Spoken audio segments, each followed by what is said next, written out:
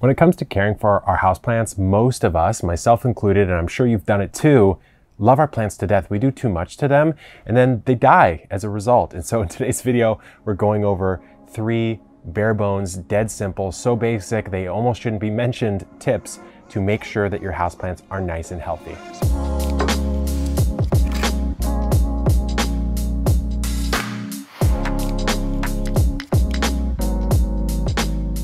Kevin Spooter here from Epic Gardening, where it's my goal to help you grow a greener thumb. You know, and we shouldn't be stressing about our houseplants. They should actually be relaxing us, right? That's kind of why we get them. So we're looking at 3 different tips. The first one is a very dead simple one for just overall increasing the health of your plants, especially if you're watching this video the time it comes out. The second one has to do with what if you leave? What if you go on vacation? And the third one is just a watering tip that I think may help you if you have trouble watering your houseplants. So without further ado, cultivate that like button for epic houseplant health, and let's get into the video. By the way, at the end of the video, guys, I'll give you a couple tips on how to sort of condition your plants after you get them in the mail. A lot of us are probably getting plants by mail right now. I got these plants by mail, so stay tuned to the end for that. Tip number 1 is to take advantage of the season. Now, what do I mean by that? You'll notice these are houseplants, but they're not in my house. Why is that? Well, it's a nice, beautiful, warm day. We're coming up on midway through May, and these plants naturally like to be outside. Remember, guys, houseplants don't exist. We made that term up. All plants evolved outdoors, and wherever they're endemic to, as in where they evolved, that's the condition they're going to like most. So if you have a weak or sickly looking houseplant, let's pretend, for example, this one actually looks really nice, but let's pretend that it didn't. And what we would do is we would say, okay, well, unless there's some super obvious problem like root rot or a disease or a pest, if it's just generally looking weak, something you can do when the weather's good is just bring it outdoors for a week or so. Give it the light, give it that, look at this, the wind is blowing on it right now, give it that environmental stress, and it's going to perk back up. And so I've actually left these outside. I've had these for about a week or so, and they've been outside here in this slatted shade area, and they've just been absolutely loving it. Tip number 2 is really 4 fast-paced tips on what to do when you leave your plants for a few days. I know we're probably not going on a ton of vacations, but hopefully we can do that again soon. And so here are some quick ones. One really easy thing to do is just top off the bottom of your saucer. So if I do this and I go on vacation and I leave it just like that, a little spillage, but that's okay. Leave it just like that, you will get some wicking action coming up. Now, is this the best solution?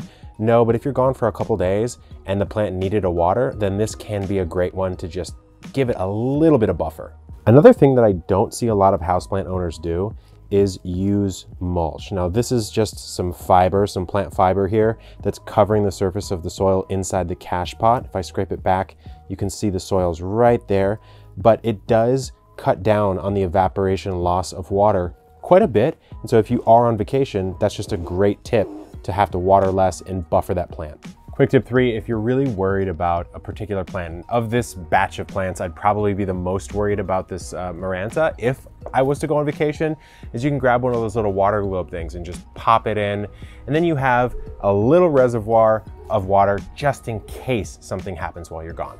Vacation tip 4 is just to slightly move your plants out of the light, and so everything slows down on them just a little bit. Remember, less light, less photosynthesis, less water use, and it can kind of just give you a little bit of extra time, especially if you're going to be gone for a longer period of time.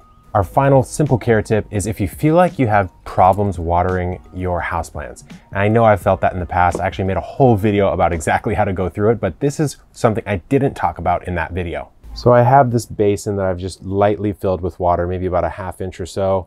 I'm going to take my Calathea lancifolia out of its cache pot very gently.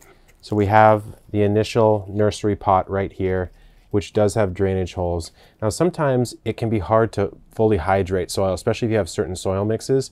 And so just let it sit just like this for 5 or 10 minutes or so, and water is going to wick all the way up and slowly will hydrate the entire mix, and you've given it a nice, perfect deep drink.